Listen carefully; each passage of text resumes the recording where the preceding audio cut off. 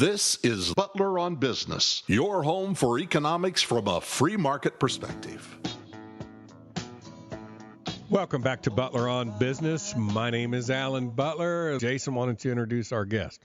Well, we're lucky to be joined on the phone now by Dr. Dan D'Amico. He's a professor of economics at Loyola University in New Orleans and received his PhD in economics from George Mason University. Thanks for joining us, Dr. D'Amico. Thanks for having me. Well, Dr. D'Amico, we wanted to talk about an issue that's right in your wheelhouse and something that I think is very important, but it's often overlooked, and that's the prison system here in America. I think a lot of people recognize the intrusiveness of our welfare state. We recognize the military-industrial complex that America's imperialism is involved with overseas, but we don't really think about the prison system as being another area of government encroachment. Can you talk a little bit about maybe just to put it in perspective for our listeners, the percentage of our population that's actually incarcerated that's in the prison system? Well, particularly within the prison system, we have about 1%, but what comes out a lot more shocking is when you sort of disaggregate those numbers and look in particular at race or age. The reality of the matter is that African-American men have a greater chance of being incarcerated than they do in going to university in this country. And so in addition to that, there are some major cities in our country that have as much as 1 in 35 people in their communities, adults, at some stage of the criminal justice system. So I think that having an exact sort of static number is actually confusing because, our prison system today is much more of a sort of revolving door, which I think alludes to the real cultural influence that it might have on our society. In other words, there's lots of research about what's called the school for crime effect of incarceration. In other words, organized crime, especially that tied to things like the drug trade, which is the predominance of the charges that people are going to jail for today, often utilize criminal networks in order to produce and distribute drugs. And so those networks or the prison system itself provides a lot of that networking opportunity. And so to a large extent, what we're trying to do is dissuade people from committing crimes, but in reality, the actual mechanism of punishment sometimes has complementary effects to the intentions of criminal behaviors. And so I think that the obvious resolution of this is the fact that there's something problematic about criminalizing victimless acts, that as a society committing to those costs of enforcement are extremely high and very little actual effect. Yeah, I think that people tend to definitely associate the existence of prisons with maintaining social peace and prosperity, but I'm not sure that there is really that causal link there. But there is, absolutely no question that prisons do promote the expansion of powers for government. Specifically, they empower government to enforce things like taxation, regulations, prohibitions, things like that. So I think the broader history as well as the international incarceration experience definitely supports the point that you're bringing up here. The thing that I think a lot of people overlook is the fact that incarceration is a very, very modern practice, and mass incarceration, the sort of magnitude that we do it today, is even more modern still. It's just since the 1970s that we've began using incarceration as a means to enforce against things like drug crimes. At the international level, no other country incarcerates anywhere sort of near as much as we do. But also, if you look at how countries developed their own prison systems and when in time and what was going on in the legal systems at the time, especially in the early 1800s when prisons first started to be architecturally designed and adopted, you recognize that it has a very significant effect upon the legal system in general. Basically, government, municipalities, ruling classes didn't have the capacity to enforce victimless crimes. They didn't have the capacity to raise taxes. They didn't have the capacity to force conscription until they had the technologies of law enforcement, in particular incarceration. Dr. D'Amico, you mentioned that, especially in the United States, that it seems like the trend towards larger percentages of the population being caught up in this prison system corresponds relatively well with the war on drugs. Is that, in your opinion, a significant influence to the increase of the prison state? I think it's important to highlight the phrase that you used, the war on drugs, which is a particularly American phenomenon. In other words, if you sort of got on a plane and went around the world, most countries criminalize or prohibit most drugs. The United States, however, uniquely federalizes and funds the enforcement of the war on drugs. I mean, it's basically, it's literally a war domestically. If you were to look at government spending in our current sort of fiscal crisis, the three sort of huge areas that are really allowing for massive amounts of government spending are education, healthcare, and military spending. And I think that the third, military spending in particular, is a much more sort of concerning expenditure area than our education and healthcare, because the types of services that they're producing and the types of production processes that are involved in making military technologies, guns, tanks, planes, et cetera, and then sending them abroad, blowing them up, and repeating that cycle, has a much more significant network of individuals and network of financial interests tied to it.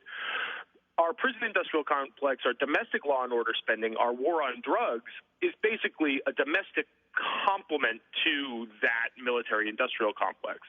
In other words, it's a much more significant special interest group that maintains status quo policy in a way that the healthcare industry and the education system are sort of less invasive and less entrenched to promote and protect their interests through the democratic process. Dan, let me ask you this then: if we have the lords of poverty, we have a whole poverty industry that's been established, people who benefit by the poverty situation. Does this almost like we've got a whole group of people who have been incentivized to carry on this war on drugs because it's turned into an industry all of its own? Well, absolutely. I mean, I think in the 20th century, when you saw the rise of prohibition, you really didn't see local level enforcement compliance. Local level police officers, state level governors, et cetera, weren't too keen on busting up marijuana rings or doing raids on cocaine distribution until it was the federal criminal courts started rewarding them, either tying federal funding to compliance with state-based drug enforcement, and or allowing them to keep and retain financial wealth that was absconded from the drug trade. So now you have things like civil asset forfeiture. ABC just broke a story in Tennessee, which is just downright bizarre. I mean, basically, cops are just confiscating cash in the hundreds of thousands of dollars from local drug dealers, but basically turning a blind eye to the actual distribution of the drugs, which I think is odd because a lot of people, when they talk about legalization of drugs, are like, oh, well, we should allow it so that it'll provide this tax base. And while to some extent that's true, I also think that there's a problem insofar as contributing to the tax toll of government spending. But on the other hand, it ignores the fact that these things are, in essence, being taxed, but the tax dollars are only re-spending on the sort of militarized police force, right? When cops confiscate $50,000 from a drug raid, that $50,000 never goes into roads or schools or books or playgrounds. It only goes into Kevlar vests and shotguns and squad cars. So you could make an analogy like when the local municipalities start running low on cash, they send the policemen out there to start writing speeding tickets. Right. It's the same sort of thing. Hey, we're running low on cash. Let's go bust a couple 17-year-old kids with a joint in their car. Well, not necessarily with the joint in their car, but if they have knowledge that there are significant drug trades going on and those drug trades are going on in cash, the cash can be confiscated without ever actually making a charge against the individuals. Is sort of the way the new civil asset forfeiture is working. Like the police officer does not have to charge you with a particular crime to confiscate your cash holdings if it's in excess of $10,000. One of the interesting facts I came across was that the amount of resources that our criminal justice system has in order to track down people who flee after they're on parole. So let's say you're charged with rape, you get arrested, you post bail. if you were to run away after you post bail, it's not like we have squads of police officers ready, willing, and able to go and track you down. Instead, aside from sort of like looking into your addresses and trying to follow up and find you, the majority of ways in which flighted people on bail get brought back to justice is from random traffic stops. So I think that the control over the interstate highway system, the control over the roadways in general, gives the police a significant leverage on society to maintain these aspects of prohibition policies as well as social control. Well, Dr. D'Amico, there's one other question I wanted to ask you. I'm not well-versed in the philosophy of law or the philosophy of punishment, but one thing that just seems intuitionally problematic about federalizing or centralizing punishment in the form of incarceration is that it completely leaves off the table any notions of things like restitution and actually making the people that were harmed whole. You just take somebody and put them in a box in a cage. I think that's right, and arguably the most interesting part about that history is that incarceration was done originally for humanitarian reasons. People thought that it would be more equitable across classes to have time-based punishment sentences as opposed to financial-based punishment sentences. So if you get charged with a fine or a restitution sentence, you have to pay $10,000 to your victim. Well, people who have $10,000 accessible can make that payment. Now, punishment was originally the secondary enforcement to make sure that people made the restitution payments when they were charged with them. And so what you ended up seeing was that only poorer citizens ended up going to prison. And this ended up being this identifiable point of apparent inequality. And so it was this notion that time-based sentencing would be far more egalitarian, that you wouldn't be able to buy yourself out of your punishment if you were wealthier. But the reality of what it ended up doing was, I think the sentencing process became arbitrary. There's no calculative mechanism on criminal sentencing in today's system compared to restitution, because the financial restitutions were actually a bargained equilibrium outcome between victims and criminals, sort of interpreted by judges and so on and so forth.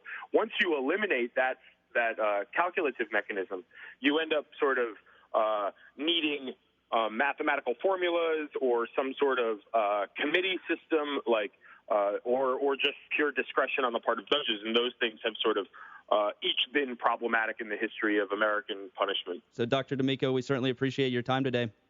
Thanks so much for having me, guys. Thank you. This is Alan Butler, Butler on Business, and we'll be back in a few minutes.